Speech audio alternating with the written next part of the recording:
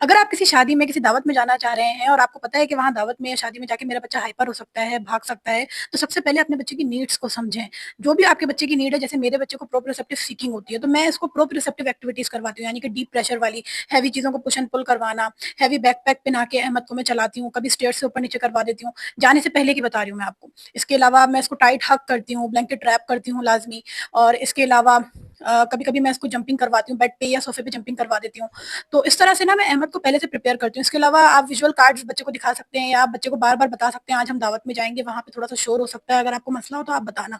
1 हफ्ते पहले से आप इसको बच्चे को ना इस तरह से भी प्रिपेयर कर सकते हैं। अगर आपके बच्चे को वेस्टिबुलर सीकिंग है और आप दावत में जा रहे हैं, तो आप जाने से पहले अगर घर में स्विंग अवेलेबल है, तो बच्चे को स्विंग लाज़मी करवाएँ, ठीक है? इसके अलावा अगर स्पिनिंग चेयर है, तो उसमें 10-15 मिनट बच्चे को घुमाएँ, या कोई कामिंग म्यूज़िक बच्चे को सुनाएँ।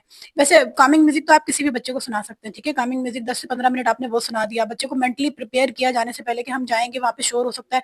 बच्चे को ना मेंटली प्रिपेयर करना बहुत ज़रूरी है, बार-बार बताएँ कि हम यहाँ जाएँगे, यहाँ पे ऐसा हो सकता है, ऐसा हो सकता है, अगर आपको ज़्यादा फ़ील हो, तो हम बाहर आ जाएँगे। और कभी-कभी ऐसा होता है कि जब हम दावत पे जाते हैं, बच्चे को सारे इनपुट देके जाते हैं, बच्चा थोड़ी देर तो काम डाउन रहता है, उसके बाद बच्चा हाइपर एक्टिव हो जाता है। इसके रीज़न ये होता है कि बच्चे का जो सेंसरी ओवरलोड होता है ना, वो स्टार्ट हो जाता है, ठीक है? जितना वो जो ज़ाहिर है उसको अपने एनवायरनमेंट से आस-पास से जो-जो इनपुट मिल रहा होता है, उसका ब्रेन एक लेवल तक उसको बर्दाश्त करता है, उसके बाद वो आउट ऑफ कंट्रोल हो जाता है, यानी कि सेंसरी अराउज़ल बच्चे का इंक्रीज़ हो जाता है।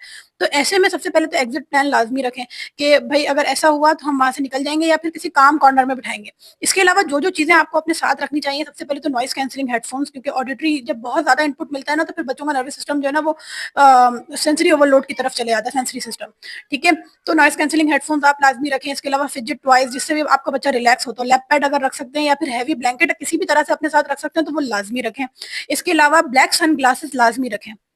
अब जैसे कल हम एक रेस्टोरेंट गए, दावत थी, जब हम वहाँ पे पहुँचे तो अहमद बहुत काम डाउन रहा, खाना भी इसने नॉर्मल खाया। उसके बाद हम वहाँ पे ना झूले थे, तो अहमद ने ज़िद की मुझे झूलों में जाना है। जब हम उसको झूलों पे लेके गए ना, तो अहमद को थोड़ी-सी ना वेस्टिबुलर अवॉइडेंस है, ठीक है? अहमद ने एक झूला तो ले लिया, लेकिन दूसरा झूला भी ले लिया अहमद ने। जब वो 2 झूले ले लिए, 2-3 राइड्स हो गईं, उसके बाद अहमद का जो है ना वो सेंसरी अराउज़ल अहमद को स्टार्ट हो गया, क्योंकि बहुत ज़्यादा सेंसरी इनपुट मिल गया उसको, वेस्टिबुलर वैसी अवॉइडेंस थी। उसके बाद अहमद थोड़ा-सा हाइपर एक्टिव हो गया, ठीक है? ख़ैर वो हमारे एग्ज़िट टाइम था, हमें निकलना ही था, तो फिर हम उसको अहमद को लेके घर आ गए। तो ऐसा भी कभी होता है। आपके बच्चे को ना जो भी सेंसरी इश्यू है, आप उसी के अकॉर्डिंगली अपने बच्चे को ना इनपुट दें। यानी कि अगर आपका बच्चा वेस्टिबुलर सीकर है, या ऑडिटरी सीकर है, या अवॉइडर अवॉइडर है, ये सब कुछ आपको पता होना चाहिए। एज़ अ पैरेंट आपको पता होना चाहिए। नहीं पता तो अपने बच्चे के ऑक्यूपेशनल थेरेपिस्ट से पूछें, ठीक है? तो उसी के लिहाज से आपको फिर अपने बच्चे की प्रिपरेशन करनी होगी।